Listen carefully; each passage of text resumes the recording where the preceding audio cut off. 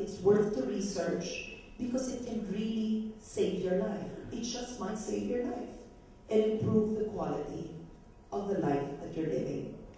After we aired the correspondence report, naging call center ang ABS-CBN ng FUDA.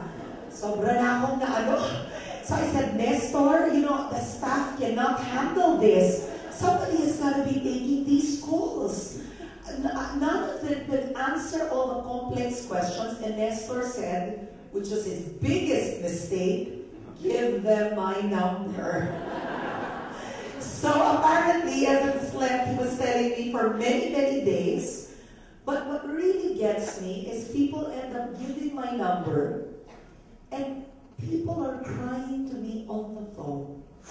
And I don't know them. And I realize that it doesn't really matter how wealthy you are. Because the sad thing is, mahirap ka at mayaman, ang buhay pantay-pantay. Pag kinuha sa'yo, iisa lang ang nawawala. And the ones that were calling me were losing their husbands, their sons. They didn't know what to do and literally asking advice. Karen, should I go to FUDA? And I would say, look, I'm not a doctor. So please don't take my word for it. But all I can tell you is, if you have that option, if I had cancer myself, I would definitely, if I can avoid a full systemic chemotherapy on IV, I would. Definitely, I would. I won't lie to you, I told them on the phone. After seeing the patients I had seen in FUDA. So, I consider this a blessing and a privilege to be speaking in front of you right now. And all I can say is this, nothing in life is an accident. Definitely God put you here today. Because life is precious. Don't you think? Don't you think so? At the end of the day, it's really just what counts. The life we have and the quality of life that we live. So I want to thank you very much, and I just want to bless all of you today because I know something good is about to happen in all your lives and also your relatives. The people are here that you need to consult from and hear from. And I think that's a blessing in itself. So let me introduce to you, I'll be the one already, pasensya ka na MC, since you gave me the mic. Our first speaker is, it's short na lang to, you'll be breaking for lunch, Dai or Nestor? Which of you? Okay. First I met her as Kathleen. Kathleen had stage 4 breast cancer and was treated here in the Philippines, in which it came to a point, of course, she had to lose her breast. Tama ba, Kathleen? Took several cycles of chemotherapy, and then I met her in FUDA. And Kathleen, I have to say, is one of the most joyful people ever that you will meet. And it's really because she radiates so much hope. So she's known as Dai, and I told her I would never think, if you told me that the cancer has spread to your brain, your eyes, your lungs, what she was telling me, it was like nagbibigay siya ng recipe ng pagkain. So here is Dai, everyone. Thanks, Sarah, for the glowing introduction. Actually, I'm really shy. This is my first time to talk in front of so many people. So if you don't mind, I'm going to read off what I prepared because I also have chemo brain and I might forget something important. So my name's Dai, I'm 41 years old. I'm married. I have 2 boys aged 4 and 3. I'm currently on leave from work and I'm living with stage 4 triple negative breast cancer. Apparently, it's a quite aggressive and unique kind of breast cancer. I was diagnosed with early stage, that's stage 1B2A breast cancer in 2002.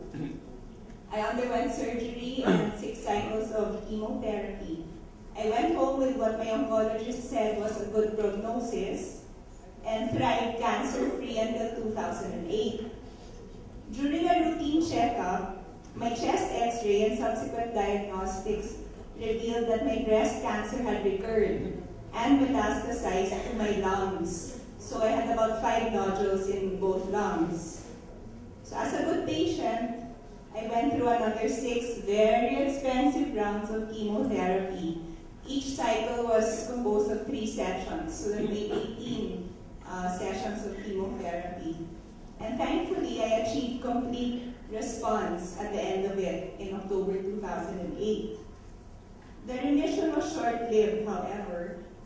In March 2009, when I went for another routine checkup, my chest CT scan showed that my cancer, who I call Spotty, by the way, because that's how it looks on the films, was back in my lungs, and with a vengeance.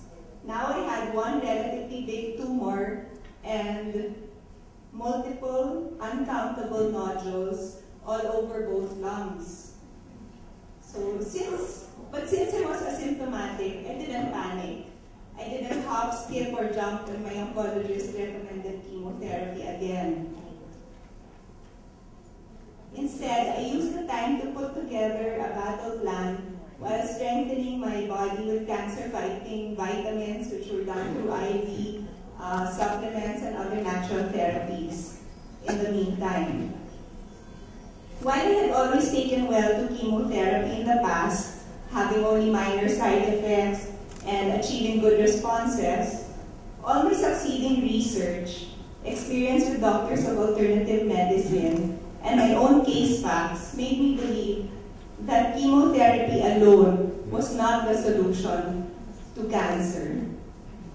Yes, I had no problem with chemo in the past, undergoing a total of 24 sessions without a hitch. The problem was, the cancer kept coming back, and with greater vengeance each time. I remember what a wise man once told me about insanity.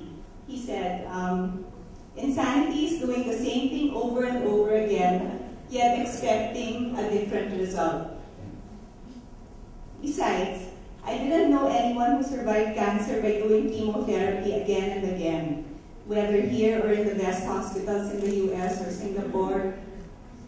I was convinced that another round of chemo would be a one-way ticket on a bullet train to my deathbed, just as it had been for many of my cancer batchmates who had gone before me. And since my will to live was so strong, I set out to find another solution for this, my 3rd round with cancer. I had already heard about FUDA in 2008 from my best friend Vicky Mendoza, whose dad Luis, mentioned earlier, or Boy, as many of you might call him, had done so well there, achieving remission after 7 years of battling stage 4 prostate cancer here. But my family and I were nowhere near ready to consider a hospital in China at that point in time. What a big mistake.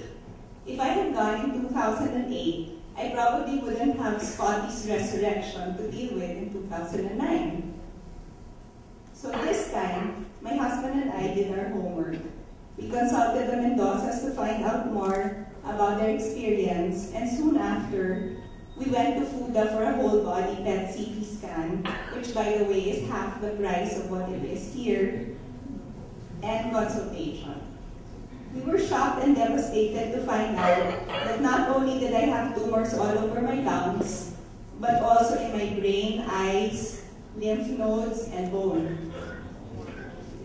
So it was definitely time to take decisive action and send Scotty a strong message.